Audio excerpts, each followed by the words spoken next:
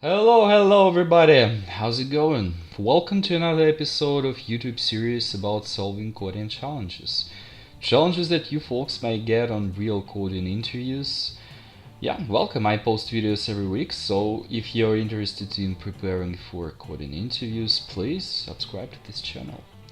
Alright, so today we're gonna solve this problem, which is called squares of a sorted array. Let's zoom it in a little bit, and here's the description of this problem. So we're given an array of integers. It's sorted in non-decreasing order, and we need to return another array of the squares of each number, also in sorted non-decreasing order.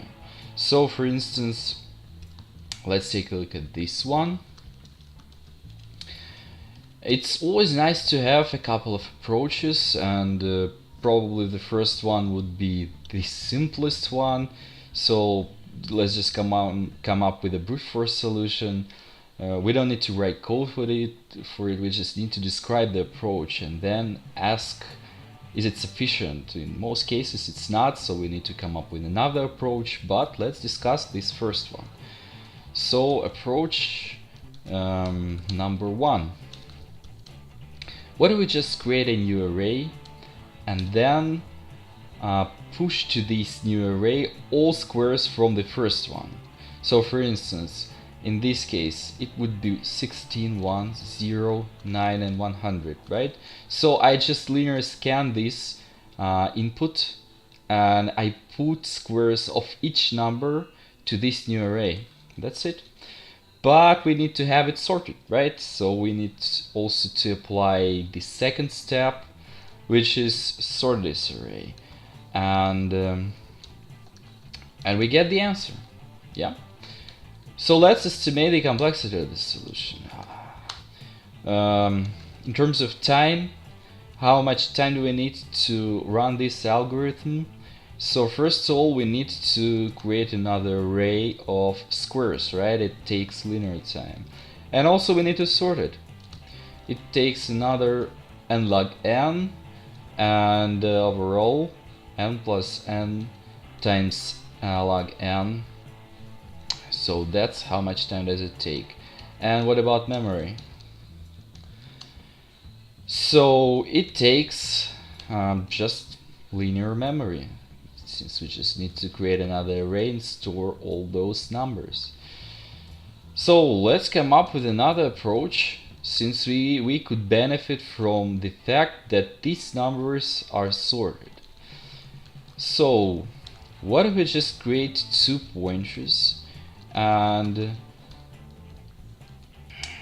they should be around this pivot point, which is the point where negative numbers end and positive numbers, or more specific, non-negative numbers start, and in this case these 2 points.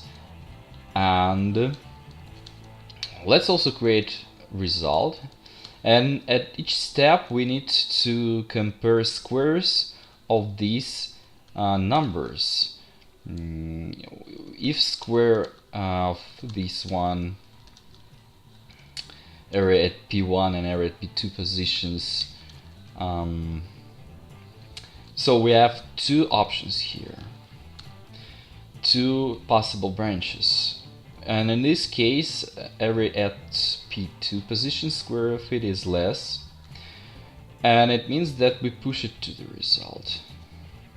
So we just push it, and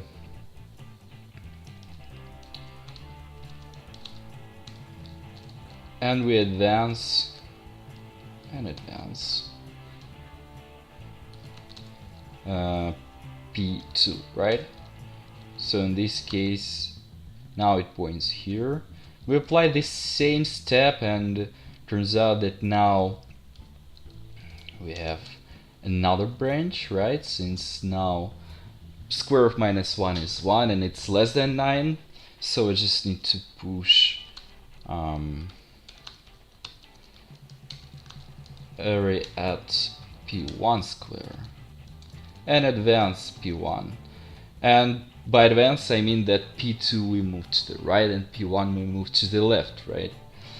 And basically that's it. So at some point we will just have P1 or P2 reach the end or the beginning of this array, and we need to process manually another pointer. So if P2, if we cannot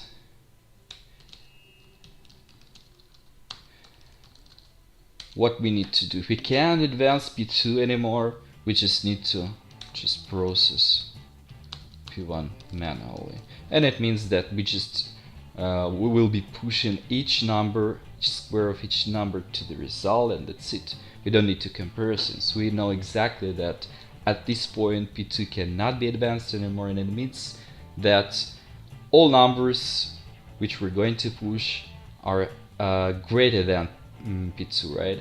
That the square of this number at P2 position.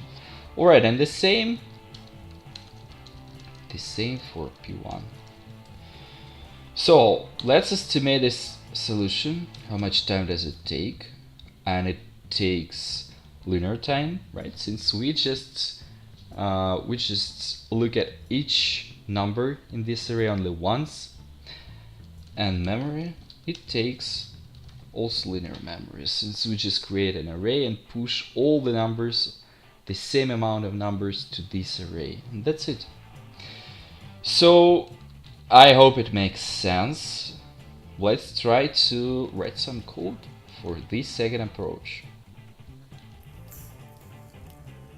So we create two places, P1 and P2, and we need to, at this point we want to calculate that all these squares are greater than the last number of this array, right? So then we need to check into this integration. And we need to do the same for P2. Yay, accepted.